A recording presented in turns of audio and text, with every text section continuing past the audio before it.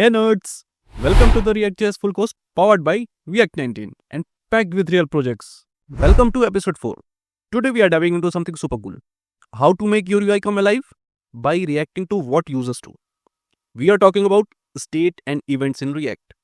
By the end of this video, you will be able to use useState to add memory to your components, handle events like button clicks, learn the golden rules of hooks, build a mini project, a fun counter with theme toggle. But what is a state? Think of a state like a note your component keeps to remember something, like a score, a name, or whether dark mode is on or off. A UI without state is just boring. Imagine clicking a like button and nothing happens, or switching the dark mode but the screen doesn't change. Without a state, your app just looks good but doesn't do anything. State is what makes your app interactive. But why do we need a state? Web apps today respond to users. That's what makes them fun and useful. State help us to store and update data inside a component without reloading the whole page. You need state when tracking scores, saving form input, or switching between tabs, showing success message after clicks. State is like giving your component a brain. It can remember, react, and change the UI based on what is happening.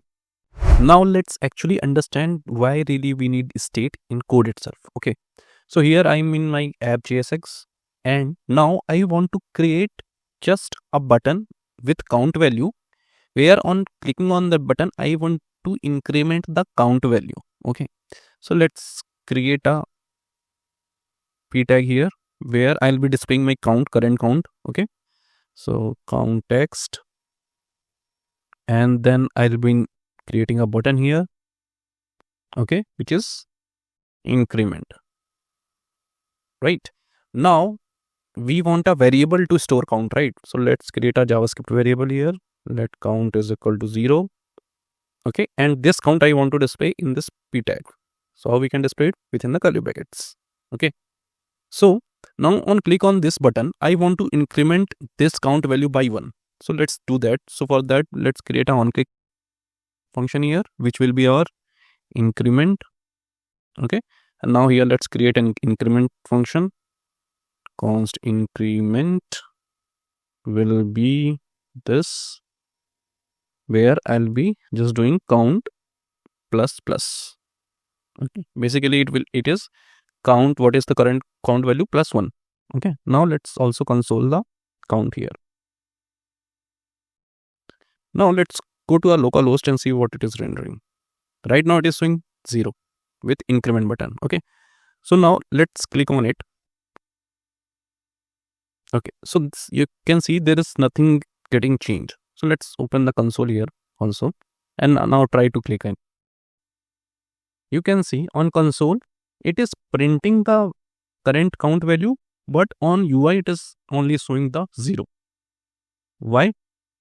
Because React doesn't know the value has changed, so it won't render the UI. So to solve this issue, we need a state. Then only our React app will know that this count value has changed, so he needs to re-render this application. Okay, so now let's go to VS Code here again. So now to use a state in our application, we need a use state. So what is use state? useState is basically a special function in a React which is called hook, okay, that lets you add a state to a functional component. So it's nothing more than just a function. Okay, so how you can create a state in our React application? You need a hook which is useState. So you need to import that first from React. So let's import it here. useState. Okay, now this useState hook returns two things. First, the value, and second thing, a function to change that value. Okay, so let's use that here. Okay, so const within array syntax we need to destruct two values of that. So first what we want count. Okay, and second it will return a function, so we have to absorb the function here for which we'll keep the name set count. Okay, and use state here which we have imported, and by default it takes value whatever you will be sending here. So as you can see, for count we have sent 0, so I'll pass the 0 here. Okay, so now let's remove this older count variable. Yeah, so as you can see, I have used, okay, I think we have misplaced the 0. Yeah, so here you can see I have created a count state, and this set count is a setter function for to change the value of this count. So here in our increment, we want to change the count value, right? So let's do that. Set count. Set count, what will it will be? It will be count, whatever the count value right now, plus 1. We want to increment by 1, right? And let's remove it from here. And now let's go to our localhost and check. Okay, let's refresh it again. And right now it is showing 0. Let's press on increment. 2, 3, 4, 5, 6. So as you can see, whenever I'm clicking on this button, it is increasing the count value by 1 and also updating UI with that current value. So that's where you are clicking on this increment button, the UI gets updated and we can see the updated count value. Okay, now let's go back to VS Code again. So here just count is the current value and set count is the function you use to change that count value. Okay, simple, right? This is basically a syntax to use a state in our React application. Okay, so this state was for to show or change the only the number value. Okay, but in state you can define any type of value like an array, string, object, anything. Okay, so let's do one thing.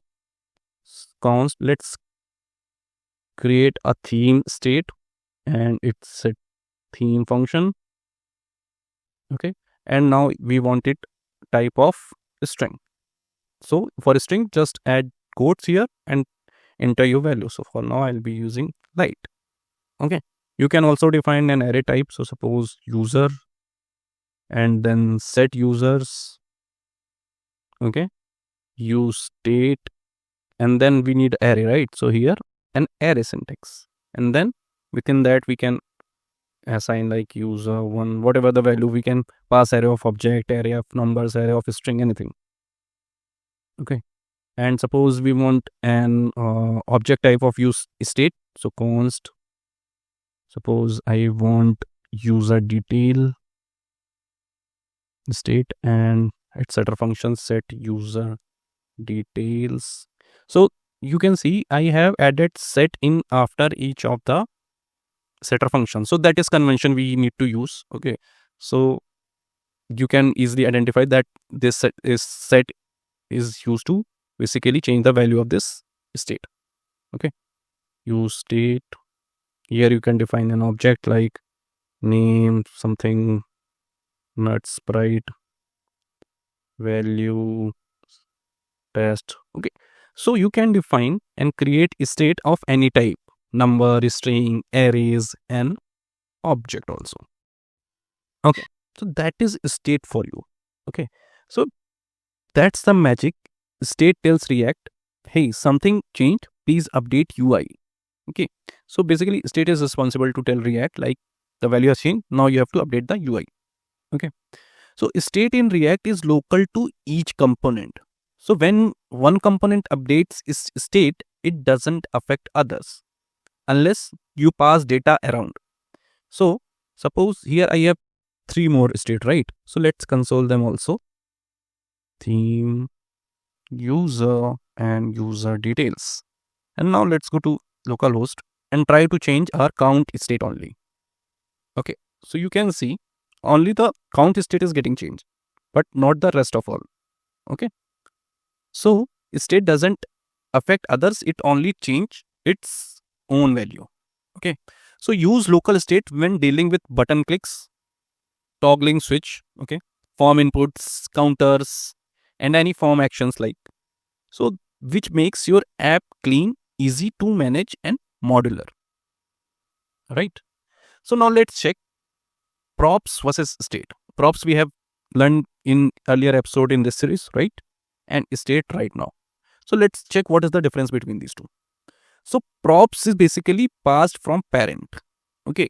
So let's create one component where we'll be just greetings the user. So let's create a component function. Greetings, function name should be in capital.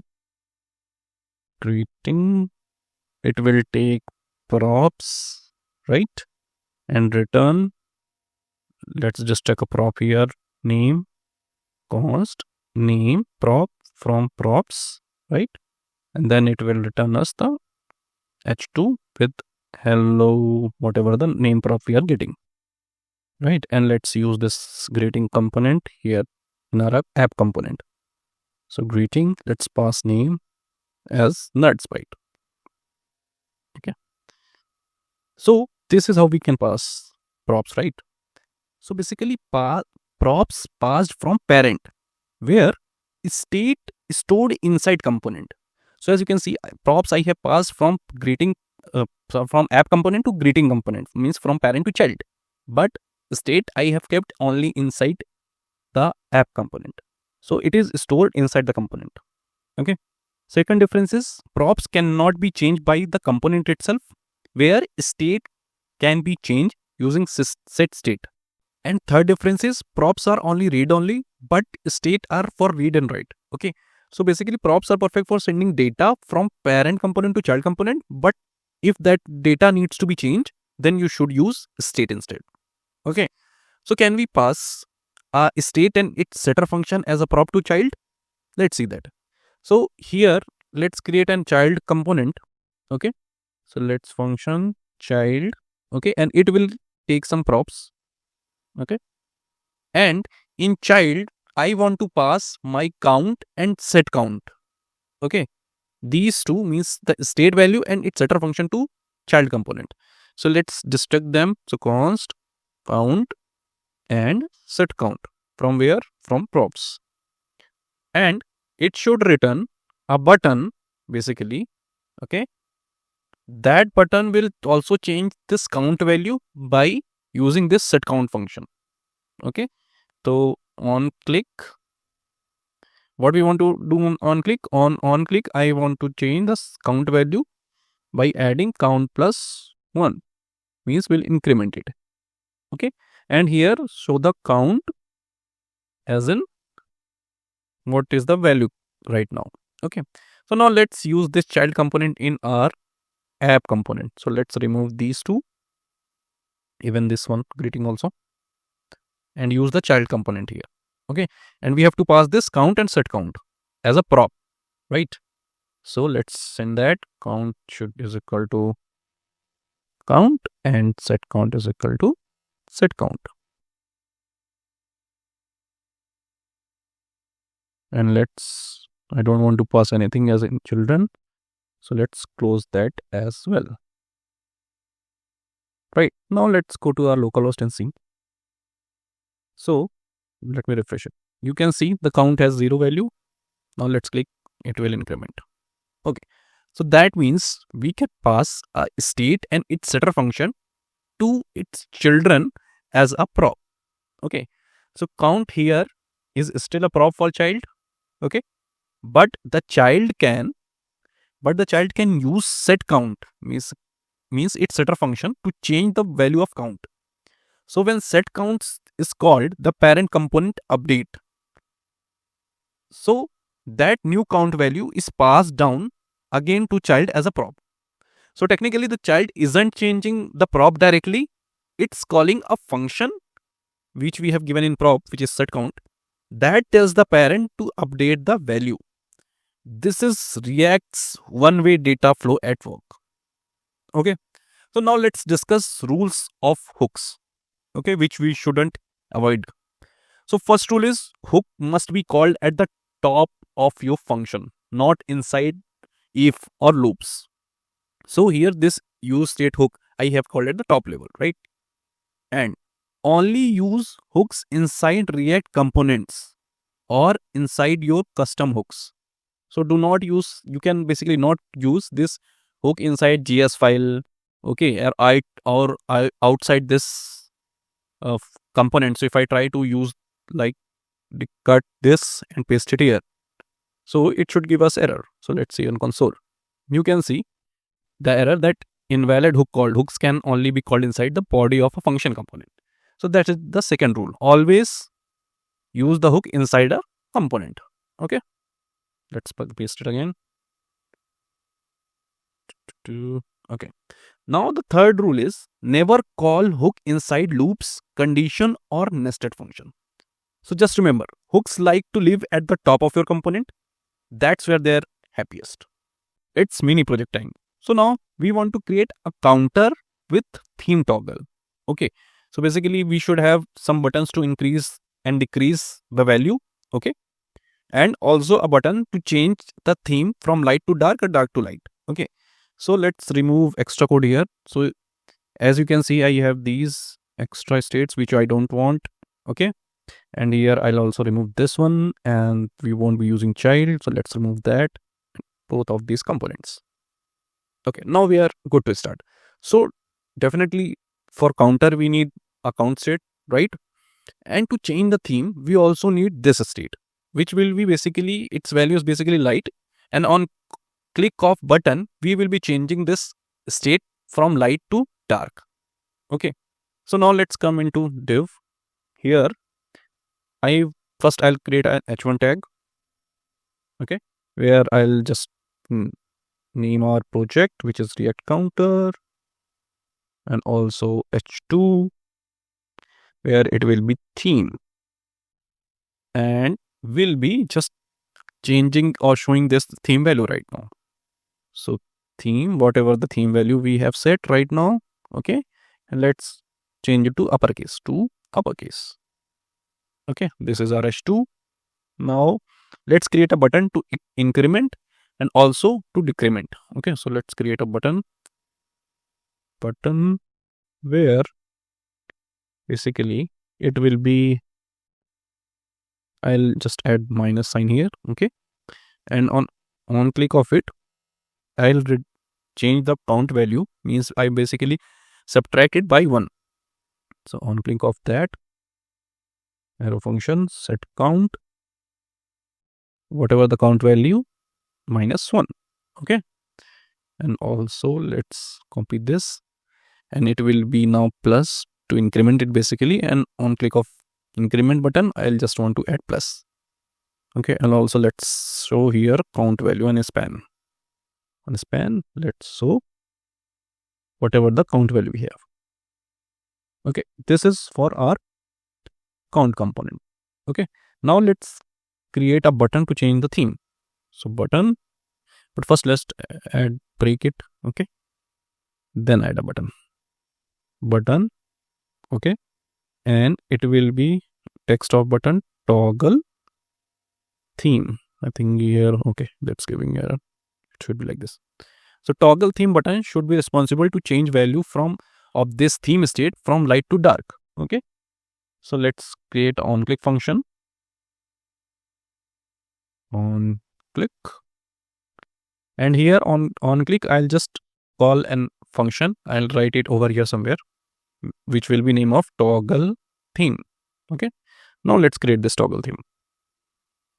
So const toggle theme, arrow function, and it will be basically changing the value from light to dark, dark to light. So now let's use set theme and take the previous value, okay, whatever it was, and check if previous value means the value before this. So previous value is light. Okay. So now check if the previous value is equal to light, then we have to make it to dark. Okay. Dark. And if it is already dark, then we have to make it light. Okay. So this will be changing our class. Okay. Now, based on the theme, we need to apply the CSS also. So here, let's make this class name dynamic. Okay. So class name here, let's set container and whatever the theme will be. Okay. So if here it is light theme, then light class will be added. And if it is dark, then dark class will be added. Now let's go to our app CSS. Okay, let's remove these, whatever. Okay, now it's time to add some CSS here. So let's go add some CSS for this container class. Okay, so container, here text align should center, padding should be 50 pixels, transition, I want something on transition, I want to change background color in 0.3 seconds and also color in 0.3 seconds. Okay, now let's add theme for light one, container and dot light. So then if it is light theme, then I want background color to hash basically white. Okay, and color should be something in dark, which is, let's give it 222. Okay, so in light theme I want background color white and text color dark one. And if it is dark, so container dot dark. Okay, then I want background color to this dark color and text color to white color. Okay, let's get some CSS for buttons also. Margin 10 pixels, padding 10 pixel and 15 pixels, font size 18 pixels, border none, border radius 8 pixels, cursor pointer, background color, let's give it something 5p to EAF purple, which is color white. Okay, and also let's give something for theme toggle class, theme toggle, margin top 20 pixels and background color. Okay, so this is our CSS, but let's see if we have assigned this class to our button or not. Let's go to FJS again, and here, yeah, let's give this class theme toggle. Okay, now let's go and see on local host. Let's close this. Okay, so here you can see I have plus and minus button. Okay, so let's click on this plus 1 2 3 4. It is incrementing by 1, and let's check if it is decrementing also not. 6 5 4 3 2 1. It is also going in minus. Okay, so it's working perfectly fine. Now let's check by changing this theme. So let's go on, click on this toggle theme. Okay, so as you can see, I have clicked. So now theme is dark and background color become dark and our text become white. Now let's change it back to light again. Yes. So this is how you can create counter and theme. Now it's recap time. What we have learned today. So first we have learned what is state and why it's important. Then we have mastered the useState hook. Then we have learned how to manage local state. And then we have also gone through with the rules of hook. And at last, we have built a working counter with a theme switcher. Coming up next, handling forms and inputs. In episode 5, we'll learn how to make forms that remember what you type, like input field that actually work. You will also learn how to grab user input like an React Ninja. Drop your favorite theme color in comments. Mine is obviously purple. And don't forget to like, subscribe and share with your coding buddies. See you in next episode, nerds.